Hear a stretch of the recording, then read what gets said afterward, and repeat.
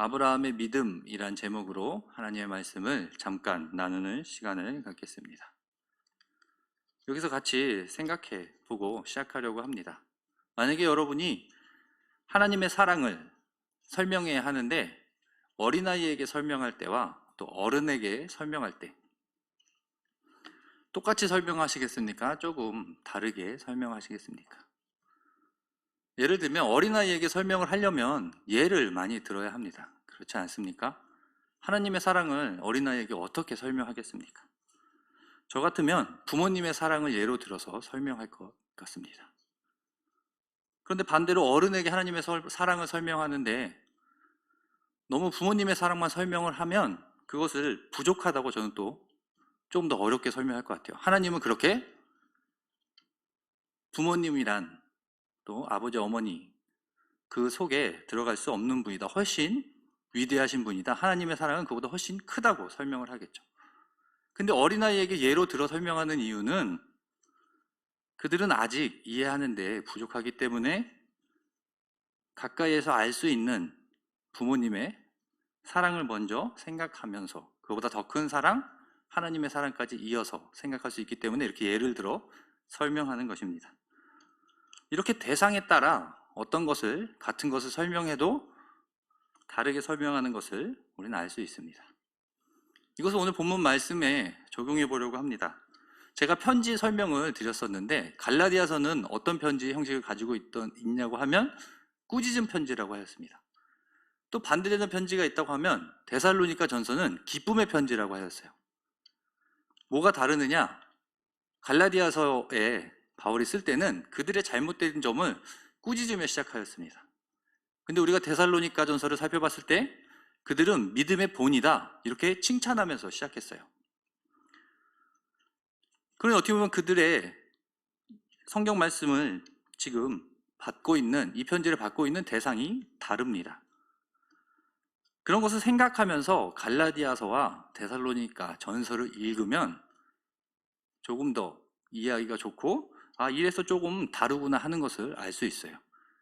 여기서 한 가지 예로 들면 이것입니다. 갈라디아 교회의 믿음을 설명하는 것과 데살로니가 교회의 믿음을 설명하는 것, 여기서 조금 다르게 나타나는 것을 알 수 있어요. 하고자 하는 말은 데살로니가 전서를 여러분도 읽어보시면 알 수 있는데 구약 말씀에 대한 인용이 굉장히 적습니다. 아브라함에 대해서도 이야기하지 않아요. 이것에 대한 답변을 한 가지 드리면 바로 그들은 믿음대로 잘 생활하고 있었어요. 바울이 알려준 대로 그 신앙을 지키는데 열심히 행하고 있었습니다. 근데 반대로 갈라디아 교회는 참 믿음을 바울이 전했는데 그들이 머지않아 다른 믿음에 속아 잘못된 행동을 하고 있었어요. 그러니까 그들에게 믿음이 무엇인지 다시 설명하는 차원에서, 그러한 차원에서 갈라디아서를 읽으면 아브라함을 인용하여서 여러 번 설명을 합니다. 더 나아가 아브라함의 부인 사라를 예로 들기도 하고 하갈도 예로 들어서 이 편지를 서술하고 있습니다. 이러한 입장에서 갈라디아서에서는 이러한 입장에서 아브라함을 설명하는구나, 구약의 말씀을 가지고 설명하는구나, 이것을 생각하며 오늘 본문 말씀을 한 절 한 절 읽어보도록 하겠습니다. 그래서 먼저 오늘 말씀의 주제를 말씀드리면 이것입니다. 아브라함의 믿음이 무엇이냐, 이것에 대해서 생각해 보는 겁니다. 계속해서 설명하고 있거든요. 아브라함의 믿음을 가지고 말이에요. 그래서 3장 6절을 함께 읽겠습니다. 시작. 아브라함이 하나님을 믿음에 그것을 그에게 의로 정하셨다 함과 같으니라. 오늘의 주제가 아브라함의 믿음이라고 하였습니다. 오늘 본문 말씀을 읽으니 아브라함이 하나님을 믿음에 이렇게 시작하고 있어요. 아브라함이 하나님을 믿어서 그가 의인으로 정하여졌다는 것입니다. 이 말씀을 왜 하느냐? 바로 앞절을 봐야 됩니다. 3장 5절 말씀, 이것도 함께 읽겠습니다. 시작. 너희에게 성령을 주시고 너희 가운데서 능력을 행하시는 이의 일이 율법의 행위에서냐 혹은 듣고 믿음에서냐. 이렇게 읽어도 우리가 조금 이해할 수 있는데 제가 조금 더 이야기 쉽게 좀 덧붙여 봤어요. 빨간색으로 제가 덧붙여 봤는데, 제가 읽어드리면 이렇습니다. 너희에게 성령을 주시고 너희 가운데서 능력을 행하시는 분이 너희와 함께 계시게 된 것이 어떠한 이유겠느냐? 율법을 지켜 행해서냐? 아니면 듣고 믿음에서냐? 이것입니다. 우리 안에 성령님이 계시는데 어떠한 이유로 성령님이 임하셨냐는 거예요. 우리가 율법을 하나하나 지켜서 우리가 하나님의 자녀가 되었습니까? 그렇지 않습니다. 믿음으로 하나님의 자녀가 된 것입니다. 이것을 설명하는 겁니다. 우리가 하나님의 자녀가 된 것, 그것은 믿음으로 하나님의 자녀가 되었다. 그러니 답은 율법을 지키는 것이 아니라 믿음입니다. 이것을 전제하고 있는 것입니다. 이 이후에 바로 3장 6절이 나옵니다. 제가 여기 예라고 붙여놨어요. 믿음이 중요하다고 하였잖아요. 그래서 이 믿음이 무엇인지 이 믿음을 설명하려고 하는데 그때 등장하는 인물이 아브라함입니다. 아브라함의 믿음을 가지고 믿음을 설명하는 거예요. 그들이 잘 깨닫지 못했으니까 다시 한번 더 자세하게 아브라함의 일생과 아브라함의 믿음을 가지고 설명하는 겁니다. 이렇게 하고 3장 7절을 보면 이렇습니다. 함께 읽겠습니다. 시작. 그런즉 믿음으로 말미암은 자들은 아브라함의 자손인 줄 알지어다. 바로 말씀하죠. 믿음으로 믿는 자들이 아브라함의 자손이 된다고 말씀하고 있습니다. 여기서 단어를 보면 아브라함의 자손, 이것은 지금 우리로 말씀하면, 우리와 적용해서 말씀하면, 이야기하면 하나님의 자녀와 같은 것입니다. 근데 당시 어떻게 생각했느냐? 아브라함의 자손이 되는 것은 유대인들이 혈통을 따라 또 율법을 지킴에 따라 자신들이 아브라함의 자손이라고 생각을 했어요. 근데 오늘 말씀은 뭐라고 말씀합니까? 3장 7절에 제가 조금 풀어봤는데 혈통과 율법을 지키는 것으로 되는 것이 아니라 믿음을 따라 아브라함의 자손이 되는 줄을 알라고 말씀합니다. 아브라함은 율법 전에 있던 사람입니다. 근데 이런 이야기를 왜 하느냐? 당시에 다른 복음이라 하면 사람들이 와서 이러는 거예요. 믿음으로는 부족하다는 거예요. 예수님은 믿음으로는 아브라함의 자손이 될 수 없고 하나님의 자손이 될 수 없다. 율법도 지키라고 이야기하는 거예요.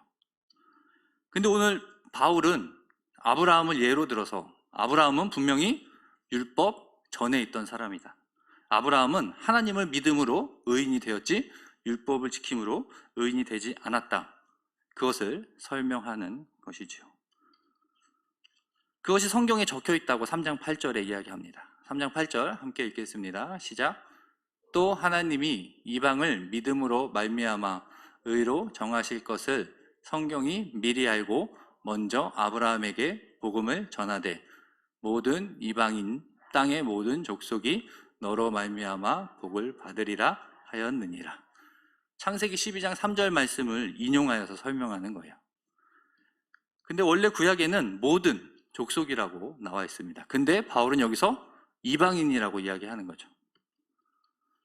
이방인들도 율법이 아니라 믿음으로 하나님의 자녀가 된다고 설명합니다. 그러면 3장 9절은 결론입니다. 함께 읽겠습니다. 시작. 그러므로 믿음으로 말미암은 자는 믿음이 있는 아브라함과 함께 복을 받느니라. 아브라함을 몇 번 설명을 하였죠? 아브라함처럼 믿음으로 아브라함과 함께 복을 받을 것이라고. 율법을 지키는 것, 그것이 아니라 오직 믿음으로 의인이 된다고 설명한 것입니다.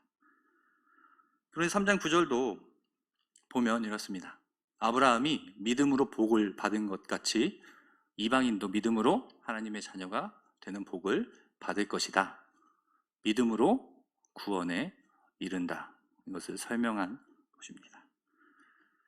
어떻게 보면 우리가 잘 알고 있는 말씀입니다. 아브라함처럼 우리도 믿음으로 구원을 받았습니다. 아브라함처럼 믿음으로 우리는 아브라함의 자손, 하나님의 자녀가 되었습니다. 그리고 성령이 우리 안에 임한 것은 바로 믿음 때문입니다. 그렇다면 여기서 아브라함을 계속 설명했는데 아브라함의 어떤 모습을 가지고 이렇게 아브라함이 믿음을 가지고 있다고 하는지, 그것이, 이 말씀이 우리의 삶과 어떤 관계가 있는지 살펴보려고 합니다. 그래서 아브라함의 일생 또 믿음이라 하여서 제가 표로 그려보았습니다. 아브라함의 일생은 제가 잠깐 내 사건으로 설명을 드리면, 아브라함이 하나님의 말씀을 떠나 집을 떠났습니다. 그 중에 소돔과 고모라 그 심판을 보기도 합니다. 그 다음에 사랑하는 아들을 100세에 얻습니다. 그런데 하나님께서 그 아들을 번제로 드리라고 하였죠. 밑에는 제가 믿음의 그래프를 한번 그려보았습니다. 처음에 집을 떠날 때, 하나님의 음성만 듣고 집을 떠날 때, 그때는 믿음이 가지고 있다가 소돔과 고모라와 같은 심판이 임할 때 아브라함의 믿음이 떨어졌습니까? 또 반대로 그가 아들을 낳았을 때 그가 기뻐함으로 그의 믿음이 많아졌습니까? 또 반대로 그의 아들을 돌릴 때는 그가 하나님을 원망하며 믿음이 없는 모습을 보였습니까? 그렇지 않습니다. 아브라함은 꾸준히 믿음을 지켰습니다. 그것을 이야기하는 겁니다. 아브라함의 믿음, 아브라함과 같은 삶, 아브라함이 우리에게 보여준 것, 그것을 기억하라. 그래서 여기서 단어 한 가지 보면 믿음이란 의미는 신실함과 관련이 있습니다. 우리가 하나님을 말할 때 신실하다고 하잖아요. 믿을 수 있는 분이라는 거죠. 신뢰할 수 있는. 또 이것은 다시 보면 꾸준함과도 관련이 있습니다. 그러니까 믿음이라 하면 어떠한 상황에 따라서 변하고 들락날락 하는 것이 아닙니다. 꾸준한 것, 일관성이 있는 것, 신실한 것, 그것입니다. 이것을 이해하며 다시 표를 보면 이해할 수 있습니다. 제가 다 빨간색으로 밑에 그래프를 그려놓았습니다. 아브라함은 그 믿음을 꿋꿋이 지켰습니다. 예를 들어서 자신의 아들을 하나님께 드리는 정말 극도로 힘든 순간에 임했을 때 그는 믿음을 가지고 그 일을 꿋꿋이 행하였습니다. 여기서 우리가 봐야 할 것은 그의 꿋꿋함입니다.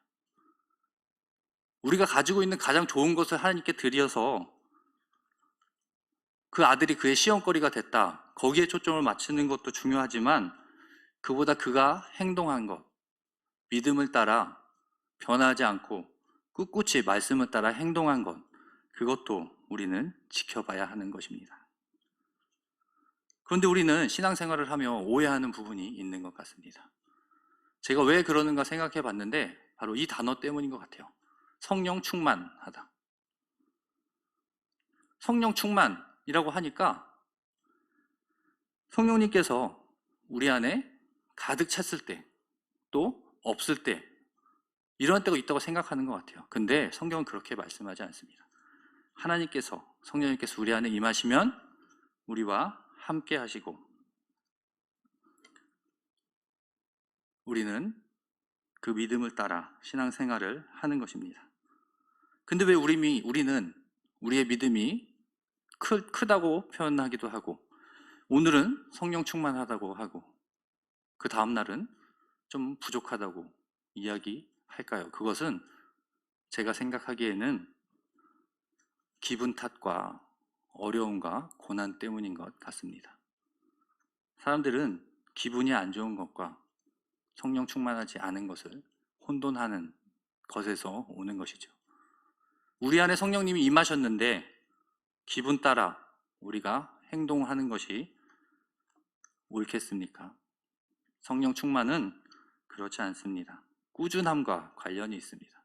믿음으로 행동하는 것, 우리에게 어떠한 어려움이 있더라도 오직 하나님만 믿고 꾸준히 똑같이 신앙생활하는 것이 성령 충만입니다. 그래서 믿음은 자신의 상황에 따라 달라지는 것이 아닙니다. 그래서 일관성을 가지고 하나님을 의지하는 것입니다. 아브라함은 그러한 모습을 우리에게 보여주었습니다. 그래서 바울은 그러한 아브라함을 예로 들어서 믿음이 무엇인지 설명하고 있습니다. 그래서 오늘 말씀을 정리하면 이렇습니다. 아브라함이 보여준 믿음처럼 꾸준히 변함없이 신앙생활하는 것이 믿음의 삶이고 성령의 삶입니다. 그렇다면 우리가 생각해 봐야 되겠죠. 우리의 삶을 돌아보겠습니다. 우리는 꾸준히 지속적으로 흔들리지 않고 감정에 치우치지 않고 신앙생활을 하고 있는지 우리는 우리 삶을 돌아봐야 합니다. 자고 일어나서 조금 안 좋은 꿈을 꿨다고 기분이 나쁘다고 오늘은 일진이 사나운 날인가? 그것은 미신적인 것이라고 생각합니다. 하나님께서는 우리와 함께 하신다고 약속하셨습니다. 우리의 기분이 좋지 않더라도 그분은 우리 곁에서 우리를 지켜주십니다. 그래서 오늘 말씀을 기억하며 적용해 보려고 합니다. 오늘 읽은 말씀 아브라함이 예로 나온다고 하였습니다. 오늘 읽은 본문 외에도 또 나옵니다. 그래서 갈라디아서 3장을 한번 이런 입장에서 읽어보고, 두 번째로는 변함없이 꾸준히 신앙생활하기라고 적었습니다. 이것을 구체적으로 이야기하면 일관성 지키기도 있습니다. 더 자세히 말하면 감정 기복으로 주위 사람을 우리가 어렵게 하진 않았나, 그것도 우리의 삶을 살펴봐야 합니다. 일관성 있는 것, 이것이 바로 믿음을 행동으로 보여주는 것입니다. 오늘 말씀을 기억하여서 성령 충만은 일관성과 관련이 있다는 것을 기억하였으면 좋겠습니다. 성령 충만함은 흔들려서 기분대로 행동하는 것이 아니라 신앙인으로 우리의 중심을 지키고 사람을, 이웃을 사랑하는 데 힘쓰는 것입니다. 오늘 말씀을 마치기 전에 한 가지 말씀을 드리면, 제가 수요일의 남자로 처음에 기억나시나요? 수요일의 남자로 제가 보니까 딱 1년이 됐더라고요. 오늘 하고 비밀의 남자를 패러디해서 수요일의 남자 정광진 목사로 시작을 했는데 오늘이 마지막 시간이 되었습니다. 이 말씀을 드리는 이유는 1년 동안 배운 것을 한번 정리해 보려고 합니다. 짧게요. 산상수훈과 야고보서를 우리가 1년 동안 살펴보았습니다. 그것이 중요한 것은 믿음으로 행동하는 것이 무엇인가 살펴보았습니다. 말씀 따라 행동하는 것, 말씀 따라 행동하는 그리스도인이 어떻게 살아야 하는지를 두 책을 통해서 보았습니다. 또 최근에 갈라디아서를 통해서 성령의 삶, 오늘 말씀과 관련을 지어보면 일관성 있게 꾸준히 이웃을 사랑하는 것과 관련이 있습니다. 꾸준히 신실하게 하나님의 말씀을 따라 하나님을 사랑하며 이웃을 사랑하는 우리 모두가 되길 소망합니다.